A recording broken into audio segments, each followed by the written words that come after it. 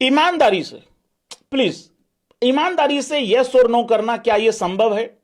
क्या पाकिस्तान ऐसा काम कर सकती है? मेरे अपने एक्सपीरियंस के हिसाब से इनके नॉर्मल मैच जीतने में उल्टी दस्त लग जाते हैं भाई, इनकी हालत खराब हो जाती है। अरे ये नीदरलैंड नामीबिया से बड़ी मुश्किल से जीतते हैं, ये आंख के अंधे चौथी फेल अंगूठा छाप बकरी चौर गधे बेच के गुजारा करने वाले चाइना के दुलारे, समझ नहीं आता लोन पे कौम है कि कौम पे लोन है। 70 सीसी की बाइक से कहां तक निकल जाएंगे? भारत से आगे निकल जाएंगे क्या? भारतीय आदमी एक हाथ पे दूसरा हाथ रख के, एक टांग पे दूसरी टांग रख के अगर बैठ भी जाएगा तो भी इन लोगों से आधा घंटा आगे ही रहेगा। ये बात भाई लोगों कोई तुक्के की नहीं बोल रहा हूं, कोई हवाबाजी नहीं कर रहा हूं, रियलिटी है। अबे जिस देश के पास आटा नहीं है खाने को, डाटा नहीं है, बाकी दुनिया की सारी टीमें वर्ल्ड कप में ट्रॉफी के मिजाज, ट्रॉफी के हिसाब से आती हैं, जीतने आती हैं। ये देखते हैं कितने दिन की रोटी हमारी पक्की हो सकती है, इज्जत वाली रोटी कब तक मिल सकती है।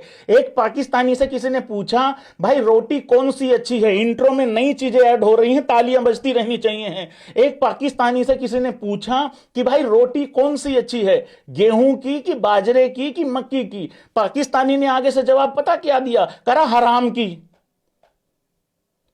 भाई इन लोगों को हराम की खाने की आदत पड़ चुकी है, लोन लेके भरते नहीं है, लोन लेने जाते हैं तो झोली कर लेते हैं, और लोन देने की जब बारी आती है तो भाई लोगों घूम जाते हैं। If you know you know. मैंने कहा ना तुम लोगों को, न खाने को आटा, न पहनने को, न खाने को आटा, न चलाने को डाटा। भाई साहब 2 बूंदे हो जाए 3 दिन की छुट्टी हो जाती है, बारिश से अगले दिन कहीं जा नहीं पाते हैं। तो इस तरीके से भाई लोगों बहुत लंबा इंट्रो हुआ है, और ये पहले से बिल्कुल तैयारी नहीं थी, अभी अभी आया है जो भी आया है। अब भाई लोगों ध्यान से सिनेरियो सुनो, अभी तो पाकिस्तान का न्यू इंट्रो मैंने रिवील किया है, ठीक है।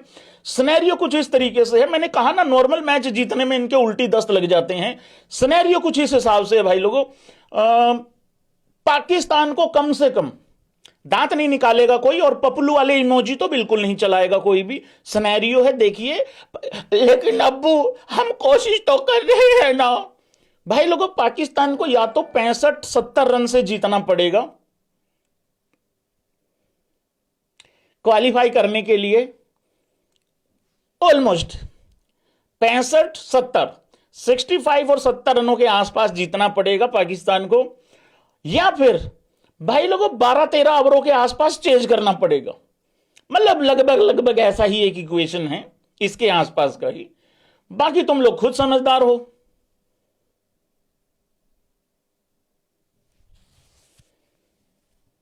मैंने शनाका का इंटरव्यू सुना था पिछले मैच में हारने के बाद, आंसू निकली है उस आदमी के चेहरे आंख से। जयसूर्या का मैंने चेहरा देखा है पिछले मैच में, मलिंगा जिस तरीके से स्टेज पे बैठा हुआ था, क्या लगता है तुम लोगों को वो छोड़ देंगे इनको? भाई साहब वो अपना A++ गेम लेके आएंगे, और पाकिस्तान भाई साहब अपना A++ ही खेल रही है अभी तक। A++ खेल के बारिश का ही 1 पॉइंट मिला है। तो भाई लोगों ये है एग्जैक्टली सिनेरियो इस टाइम पे पाकिस्तान के सेमीफाइनल में जाने का।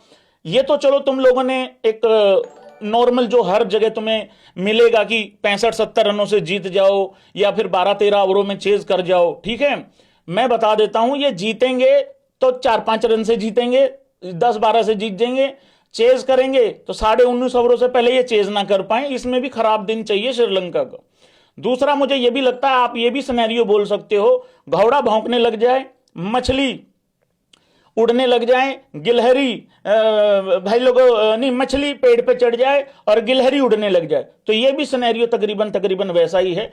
तो नहीं होने वाला है यार, कोई फायदा नहीं है। लेकिन हाँ हम लोग भाई लोगों बिल्कुल एकदम इग्नोर नहीं कर सकते हैं, एक टेक्निकल बात है, और जो टेक्निकल बात है वो टेक्निकल बात है, उसमें क्या है। पॉइंट्स टेबल एक बार देख लेते हैं भाई लोगों। सबसे पहले क्रैक्स की ऐप को डाउनलोड करना बिल्कुल भूलना नहीं है, ठीक है। डिस्क्रिप्शन में लिंक है, सारी चीजें एक ही जगह अवेलेबल हो जाती हैं। लाइव स्कोर तो भाई कोका टाइप मामला है बिल्कुल। हाँ जी, सुपर 8 ग्रुप 2 का ये मैच था।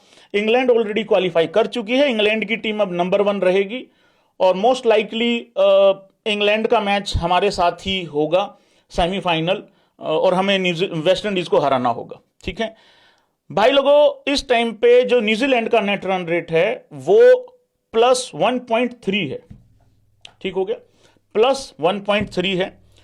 एंड पाकिस्तान का नेट रन रेट जो है वो -0.461 है। तो वही है तकरीबन तकरीबन वही 65-70 रन और वही 13 ओवर 12-13 ओवरों के आसपास, तो यही है ऑलमोस्ट इतना ही है कुछ सिनेरियो उस हिसाब से। तो इस तरीके से कहानी है भाई लोगों। ये मैच कैसे हार गई यार, न्यूजीलैंड कैसे हार गई ये मैच?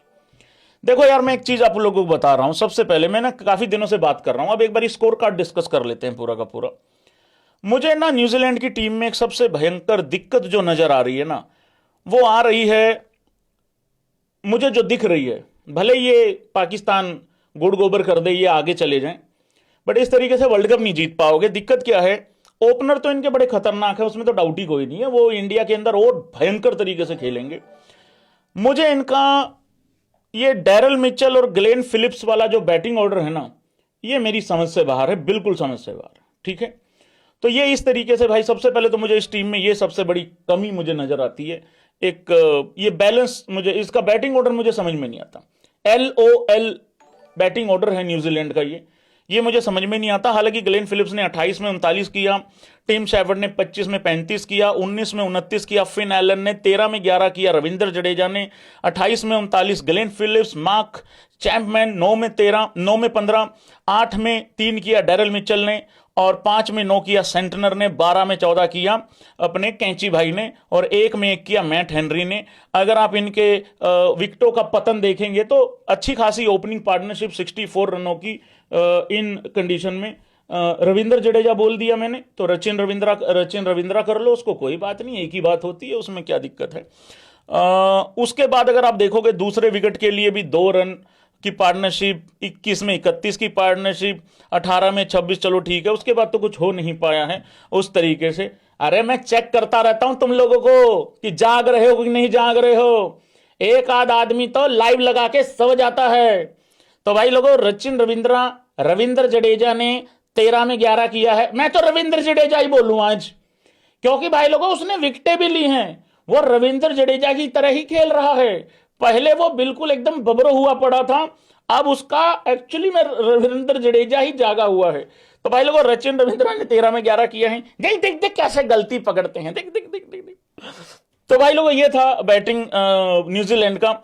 भाई लोगों, कहां हारा है, किसकी गलती है? आज न्यूजीलैंड जो हारा है, किसकी गलती है? भाई यार, ये जो ओवर है मेरे हिसाब से ये मरवा के चला गया। देखो, सोडी साहब से तो मुझे वैसे भी उम्मीद नहीं रहती है। सोडी साहब 1 ओवर में 4-4 छक्के खाने वाली बॉलिंग डालते हैं।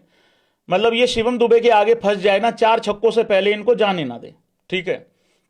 लेकिन ये जो एक ओवर है ना ग्लेन फिलिप्स का, ये बड़ा महंगा साबित हुआ है, क्योंकि इस ओवर से पहले न्यूजीलैंड कहीं ना कहीं थी मैच में, मतलब उस टाइम पे थी यहां पे, तो वो थोड़ा सा यहां पे गड़बड़ हो गया, क्योंकि इस ओवर में इतने रन चले गए, उसके बाद 2 ओवरों में सिर्फ 21 रन ही रह गए थे।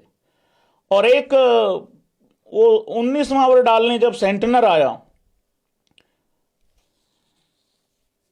उसकी भी नींद ही नहीं खुल के दे रही थी, पता नहीं सोया सोया से घूम रहा है। उसका भी वही चल रहा था, ठम्मक ठम्मक ठम्मक ठम्मक ठम्मक ठम्मक ठम्मक ठम्मक। ग्लेन फिलिप्स का जब ओवर खत्म हुआ, ये पता कैसे चल रहा था, एक बंदा इधर से गुजरा इसके आगे से, शायद रचिन रविंद्रा गुजरा था या कोई निकला इसके आगे से, निकला करा, अबे थोड़ी हिम्मत रख भाई। वो जो 7वीं आखिरी बॉल पे तूने अपने आखिरी, मतलब 19वें ओवर की जब आखिरी बॉल पे वो छक्का खाया ना रेहान अहमद से, वो अगर वो भी नहीं आता ना, फिर भी आखिरी ओवर में वो मैट हेनरी वो फिर भी लगा ही हुआ था, मतलब उस तरीके से वो हो सकता है वो बना देता मैच कहीं ना कहीं, बट चलो बन नहीं पाया है मैच, मामला गड़बड़ा गया है। अब मैट हेनरी का भाई लोगों दिक्कत क्या है ना, सबसे बड़ा अब ये वही बात हो गई है। अब मैट हेनरी की जो रह गए हैं, ये बोले रह गई हैं, कितनी रह गई हैं, 3 और 6, 9 बोले रह गई हैं। तो ये 9 बोले अगर करवा ली जाती तो मैच जीता जा सकता था मेरे ख्याल से।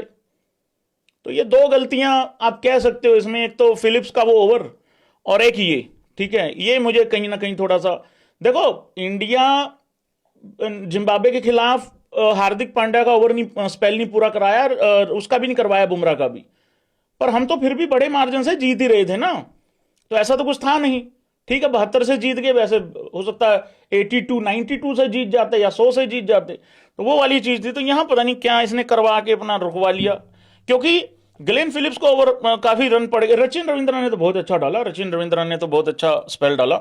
अब बॉलिंग पे ही बात कर लेते हैं। 4 में 19 और 3 विकेटें ली हैं उस लड़के ने। सोडी 2 में 21, उम्मीद उससे मुझे कमी रहती है हालांकि, ठीक है। ग्लेन फिलिप्स का महंगा हो गया सिस्टम। ये कैंची ने भी 1 ओवर में 13 डाल दिए। सेंटनर ने 4 ओवरों में 29 रन उतने नहीं दिए, बट विकेट नहीं ले पाया ना। तो मैट हेनरी का करवाया जा सकता था, उसने 2.3 ओवरों में 19 रन 1 विकेट लिया है। लोकी 2 14 रन और 1 विकेट। तो इस तरीके से सिस्टम रहा है भाई लोगों ये। न्यूजीलैंड